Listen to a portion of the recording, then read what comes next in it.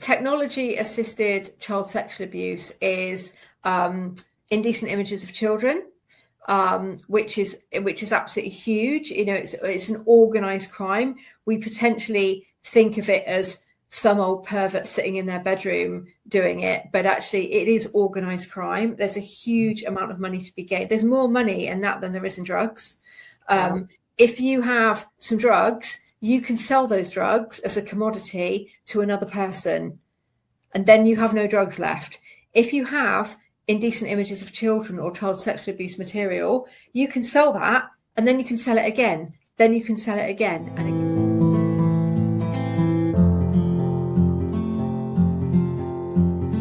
But with everything we've talked about, I have this question on my mind. And so you deal with positive change for people.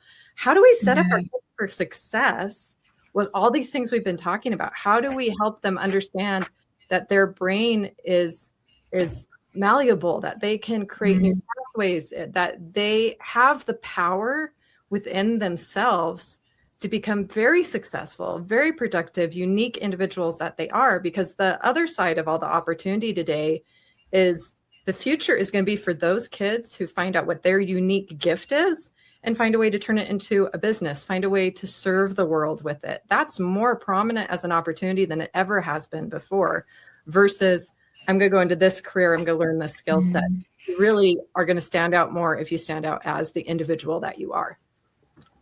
Yeah, it's very, that's a very interesting question, because developing an individuality in today's age, where we've got influencer and we've got this and we've got that, and it's all being pumped into our lives, it's very difficult to create your own individuality when you're influenced by worldwide influences, you know. And if we go back a couple of generations, we were influenced, you know, we wore what the other children at school were wearing. We wanted the shoes that they were wearing. We wanted the hair that they had.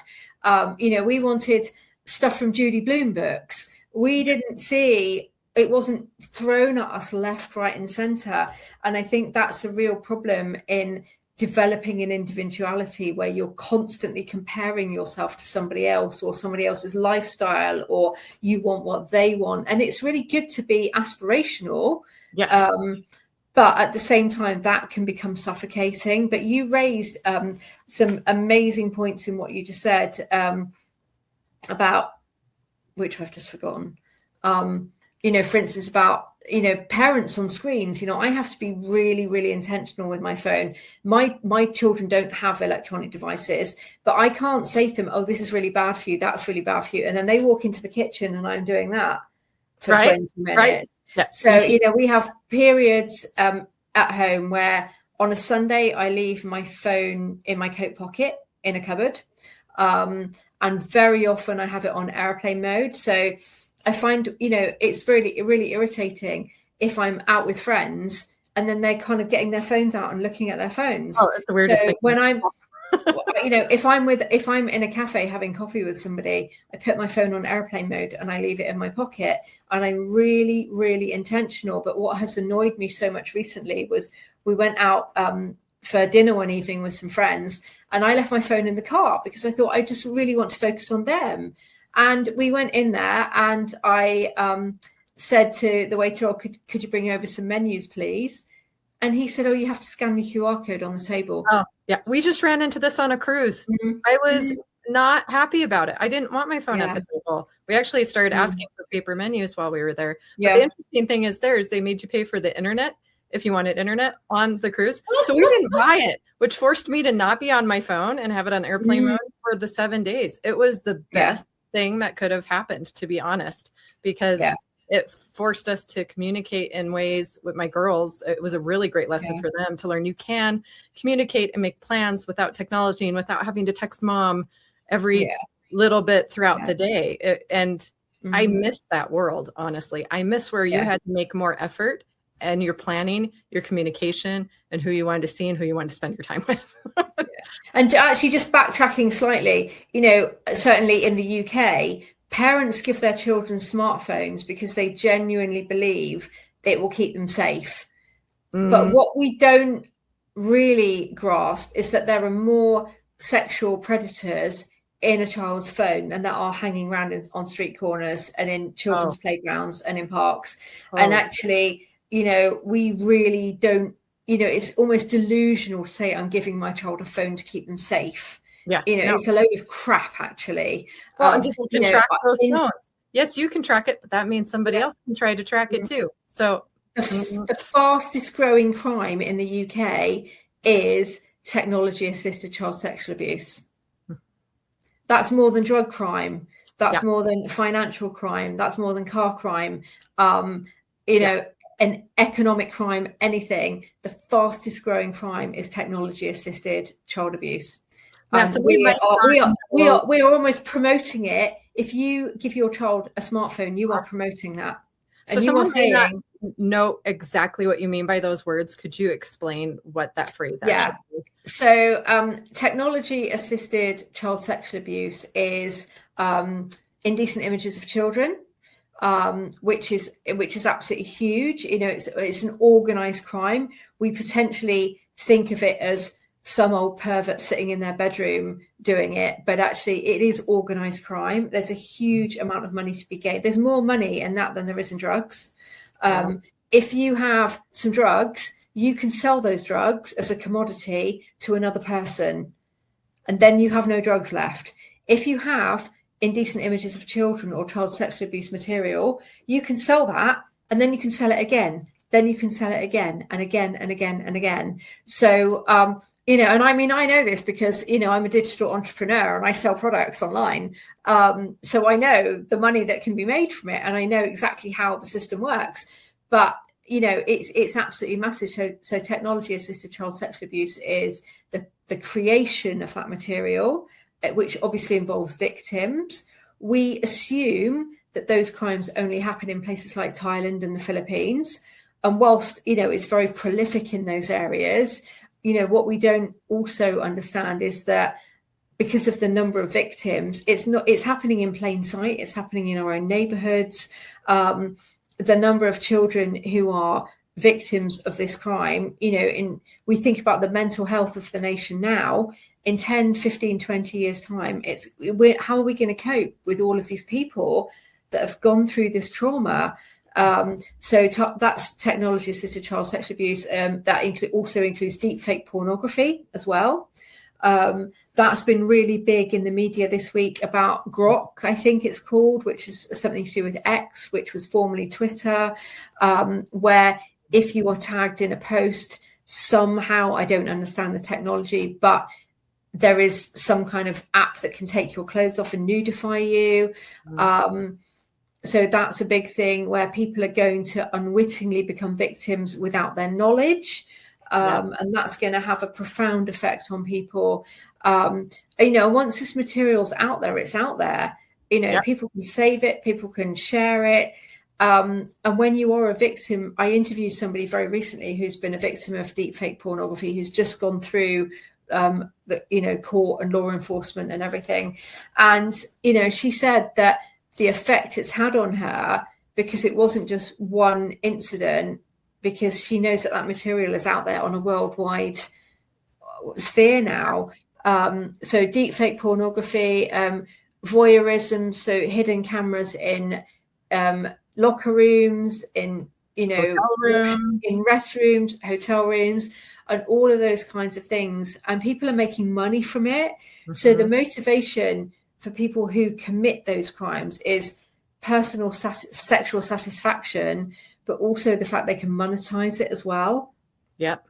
I actually researched before we went on this trip hidden cameras, and there's actually lots of good info online if you are aware of what to study up on how to detect those with your smartphone, and seeing something that's plugged into the wall that has a light on behind it, whether it's an old clock. Hotels don't really have alarm clocks anymore. That's a clue. Or somewhere that would be a prominent area. You can look for these things and make sure you're safe. But if you're not even aware, that you can check with an Airbnb, and there's some old electronic in the living room or in the bedroom, it's going to be in a prominent area. I found out it's going to be somewhere where they think they're going to get some porn or something going on. You just have to be really, really more educated on these things, so that doesn't have to be something you're scared of. It's something you're aware of and you know how to deal with, because there's a way to combat all of these things. But if you're not aware, that's how you become a victim without even knowing. Yeah, absolutely. And, you know, it is a real lack of education, I think, with parents who are giving their children, you know, smartphones and electronic devices before they're really ready, or before the parents have the knowledge to know how to do it appropriately. Oh, absolutely. And if you as a parent don't know how to put a VPN on it, how to put the filters on it, how to put the safety on it, you're really just setting yourself up. Yeah. I recently had to get 2 phones because I need my daughter to have a phone because someone stole my phone. And without a backup phone, I realized I was having an issue. And they set up our account wrong. They put her, the teenager, as a primary.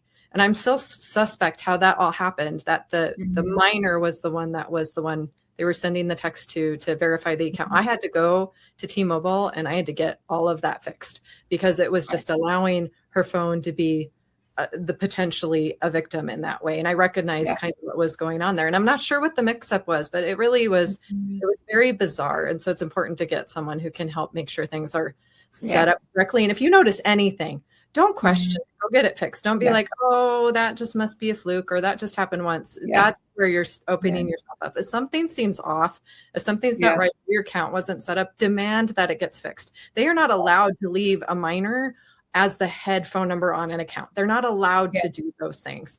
And how it even happened should be investigated, in all honesty. So, and even if you... Do you just feel stuck? It's the new year. You expected some change, but the motivation, the momentum, it's just not there, and you can't figure out why? Well, you might want a life coach. Hi, I'm Tiffany. I'm a certified high performance coach and have been for about 3 years now. And I can get people results in small mini coaching sessions. Give me 30 minutes of your time. Let me show you how you can get a breakthrough and transformation by having someone help you see what you can't see and hear what you might not be hearing in your own words and in your own story. You're the author of your story. Let me help you take back your pen and start writing the story you actually want to create, to thrive in your life and feel alive.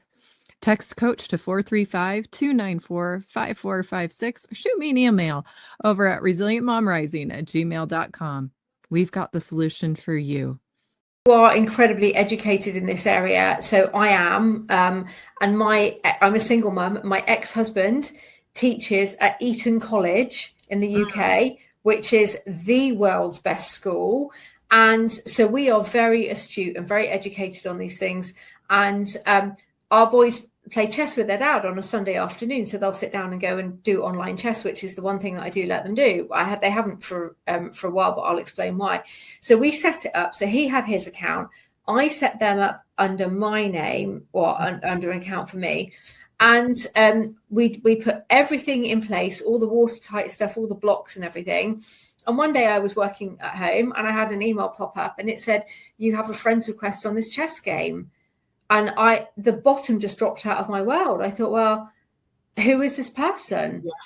I don't know. And yes, it's going to start off as an innocent game of chess, but that's how people who want to cause damage are able to infiltrate children's lives and build up that trust.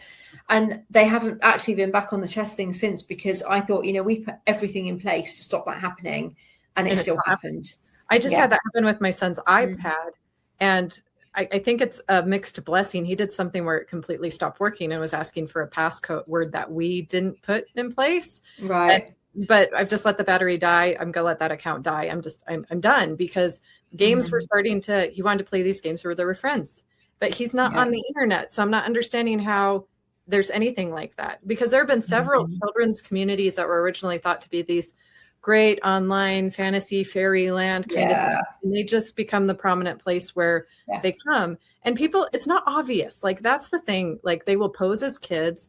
They will condition the child to trust, to isolate, to go behind parents' backs. It's not like it's so black and white. And so if you have your child in a game or something and it's shut down, that's probably why that community or that game got shut down, is because they found there were a lot of predators in there that were just scheming for kids at a certain age. And we need to do more to protect. I think that over in in the UK and Britain, and you guys do a much better job and actually have way more privacy in place than we do over here in the US. Too many people just click a box to use an app and do not even realize they have given full access to their lives for marketing and the data and everything. Privacy. Yeah. I just saw a post on my social from someone that's in business who showed Google, if you don't go in and take away the customization feature in there, Google right now has rights to any of your email information, any of it. It doesn't matter what it is. They are going to use it for marketing. And until you know that, you don't know to go check that box and to fix it. And so there's a lot of awareness that we need. And all of the things that are going on are taking advantage of our psychology as human beings. Yeah. They want us to get addicted to their content. They are screaming for our attention because it equals dollar signs to them. Yeah. And so everything that we're talking about really comes down to that. They are using your own humanity against you. So it's important to understand psychology and how the brain works. It's important to understand what the technology and the motive actually is, and then teach your kids about it. I think if a kid understands, well, like with commercials with my kids, I tell my kids, if there's a commercial for it, you don't need it because they had to pay money to get it in front of you. If you needed it, you would have it. Now, doesn't that make you a little upset that they interrupted this little bit of your time, or that they're trying to sell you something? And then it's half the time it's things that aren't even healthy for you or not necessary. Or I laugh when the drugs come on and they have this long list of side effects, and it's like, why would you even why would you want that? Yeah. I'm glad they've required that, because I remember younger, they would just show the drug and not the side effects, and it caused a lot of problems. So with kids and that, like, how do we set them up for success with all of these things? It's so challenging in today's world, I think, because it's so easy to quantify success in what we see around us that, like you said previously, is quite unrealistic. You know, you're only seeing, you know, the golden moments, you're not seeing the backstory. So, you know, it's very, you know, children, a lot of teenagers these days, what do you want to do when you grow up? I want to be an influencer. It's like, well, who's going to be, you know, and actually, if the majority of people think they're going to make millions of pounds through Bitcoin and being, you know, having an OnlyFans account, you know, how is that going to affect our economy? We're not going to have police officers. We're not going to have nurses. We're not going to have teachers. You know, we're not going to have, you know, council workers and things like that. And people have created this unrealistic expectation of what success looks like. And based on other people, you know, in comparison, it really is a thief of joy, you know, constantly comparing yourself to somebody else's life. And I think building up. I don't know the cost. I will say I've worked in the Mall of America. I've worked at Disney World. You run into people that are celebrities and you're not allowed to acknowledge them in those places. And I learned why one time. And this taught me why I never want to be. There's a whole different side to fame and fortune and all these things that you think is so great. So I was a character at the Mall of America for a big event. And I have trained staff, and we just agreed I would be that character that day. So I'm in a very hot costume. You are not supposed to be in that costume for very long. They know that. But I also can't run off by myself, because you don't want someone to get near you in the costume and hurt you because you don't see them or they try to do something. That's why you have someone with you. And they kept trying to get to the boy band that was there for the event and kept me in the costume for 3 hours. And then somebody started following us, thinking we knew where the boy band was or where they were going when they were trying to get away from the crowd. And this huge crowd almost got us. And the other time I had that happen was a time I worked at Disney, and we had a character and it kept raining. And this is the only place you can see this character in the park. So the crowd got bigger and bigger as it rained. It didn't rain. Are they coming out? Are they not coming out? Are they coming out? Are they not coming out? By the time we came out, it was a mob. Cameras are flying. Kids are getting pushed out of the way. A poor little girl come up to me and have her mom say, she got trampled during the thing. Can she still get in line and have it? Of course I accommodated her, but it just gave me this reality of this mass media, this mass crowd, this mass following. It's not all it's cracked up to be. You lose your privacy when you are super famous, and then you have to worry about the safety of your kids, and you have to have bodyguards, and you have to have someone looking at all your stuff online and making sure it's legit. And you have people tell false stories about you, and then you have to sue them for saying things that are not true. Like, it's not all that it's cracked up to be. There are definitely perks, but there will be people who are famous actresses who will say, if there's something else that you love and you can do it. Or musicians too will say the same thing. There's something else that you love that you can do it. This is hard, but there are big highs, there are big lows in these things that come with that. And it may not be everything that it's cracked up to be that you think it is, because all you see, like you said, are the golden moments. Yeah. And it's really disturbing when you hear teenage girls saying, oh, I want to have an OnlyFans account as soon as I'm 18. Right. That's become their aspiration. And it's really distressing because, they don't like we've discussed, they don't see what goes on behind the scenes. They don't see the hard work. They don't see how exposed they become, and actually how detrimental that can be to mental health. Oh, and how shallow the relationships are. Yeah. And actually that's a really good point that you made about the shallow relationships, because, we live in a world we are instantly connected. You're on the other side of the world and I'm here, and we are instantly connected. We can communicate with anybody whenever we want, wherever we want. But at the same time, the level of loneliness is increasing significantly, and the suicide numbers are just phenomenally high. The level of depression and anxiety across the whole population, not just young people, not just older people. So we are more connected to other people than we have ever been, but not on a relational level. Nope. It's very shallow. It's very superficial. And I remember going back about 5 or 6 years, I was on Facebook. I had 250 friends on Facebook. And one day I sat down and thought, if I was having a massive crisis, there's only 2 people out of those people that I would tell. Yeah, because I'm doing this amazing, look at me in my lovely home. Look at I'm making chutney and I'm making jam and I'm baking cakes and I'm, growing sunflowers in the garden. And isn't this all lovely? And actually behind it, I was completely crumbling. And I didn't delete Facebook, but I deleted all the people. So I need to know, I need to be on Facebook to know when the good markets are, or, when the roads are going to be closed, or whether there's a flooding or a snowstorm and things like that. But I just found that it was other people's lives coming into my life that was actually becoming really suffocating. Yeah. Because then you don't want to disappoint them. It becomes the expectation to put on the show, right?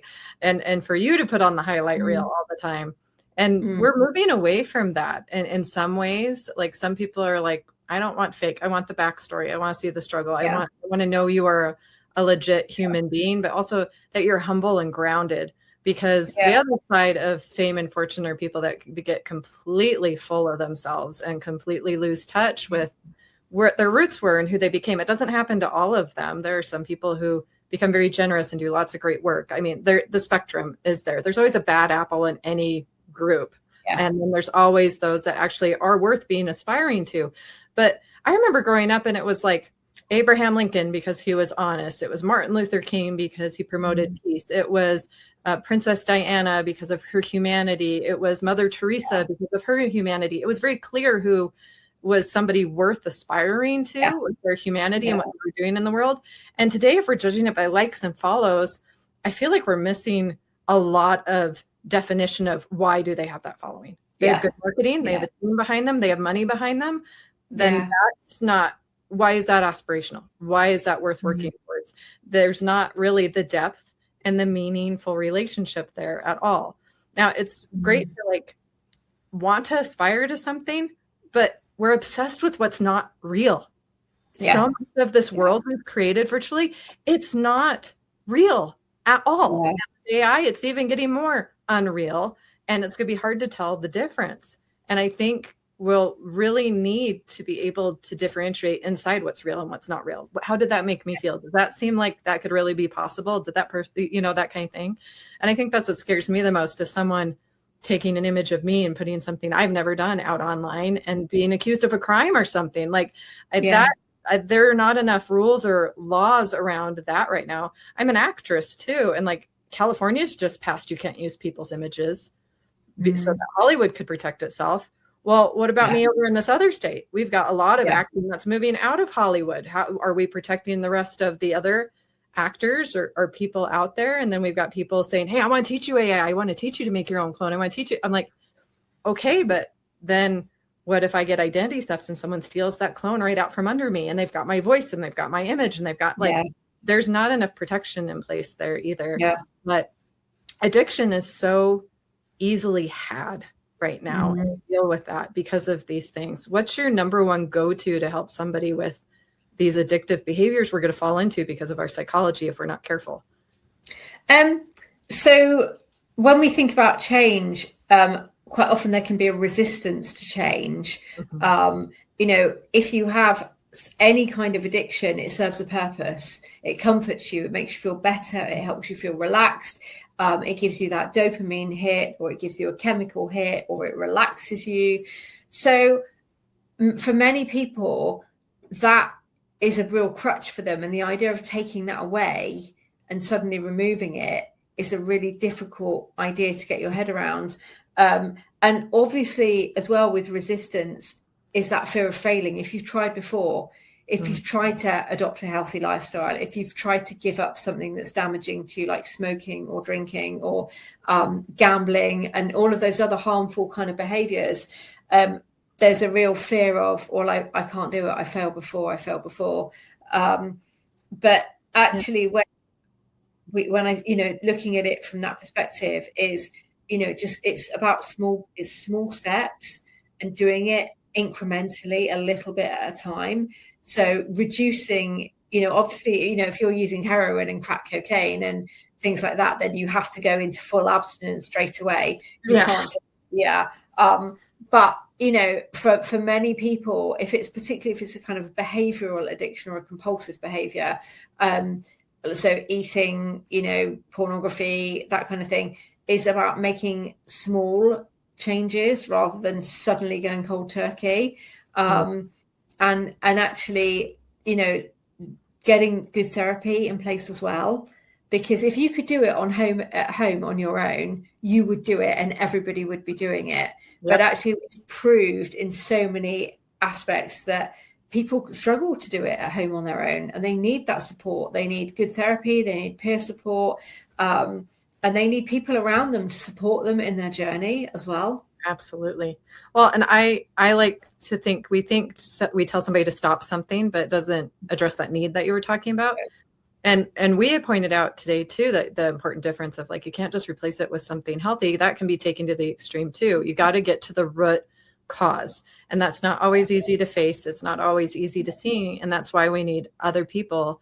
And that's kind of why I created this podcast. Like, I just think mothers need more support in general. We are facing so many challenges today with all these hard things that we've talked about today. I want a platform that's open, that we can talk about pornography. We can talk about molestation. We can talk about surrogates. We can talk about infertility. We can talk about all the things that we face today, because it is more complex than the generations before, and all the information is there, and it's out there for our kids to get at too.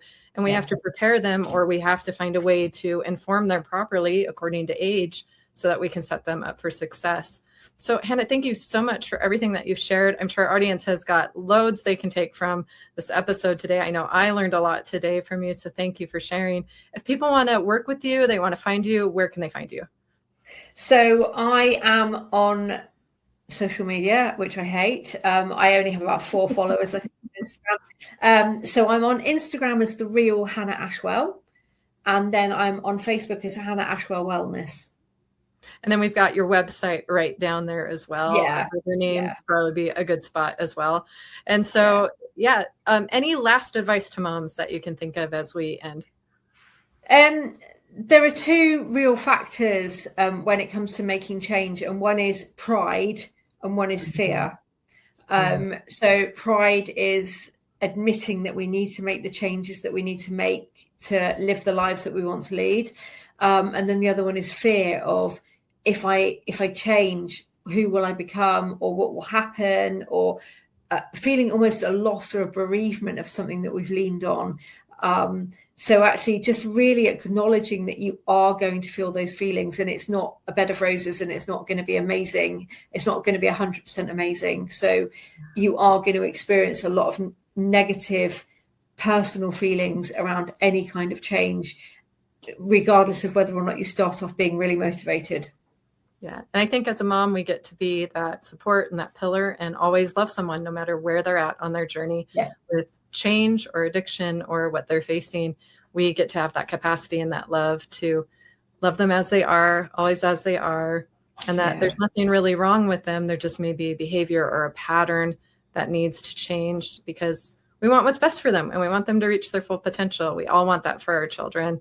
And we live in a world today where we have a lot of choices.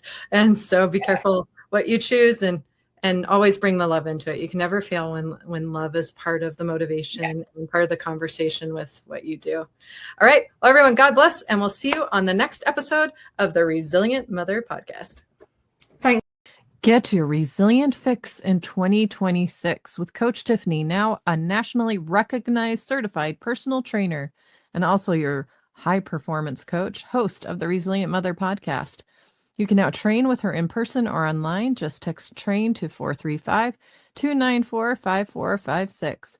You can also find her at the Sports Academy in Logan, Utah, or you can email her at resilientmomrising@gmail.com. We'll see you soon. Resilient you. Thank you for joining us today. Please don't forget to subscribe so we can share this message. We are a worldwide podcast with guests all around the world, and we want to continue to grow this community. You can find us on socials. You could also be a guest. Look for that link below if you'd be interested in being a guest on the podcast. If you know a sponsor or would like to be a sponsor, please reach out to me or Catherine as well. Sure. We want you all on this journey. We want to hear your stories. We want to share your stories. We want to gain strength from each other, because together we're stronger. And to never forget the blessing of being a mother and what we're creating. We're creating the future every single day of our lives. So get on this train with us and let's do this thing, moms. I believe in you. Believe in yourself. God bless. And we'll see you around. Take care.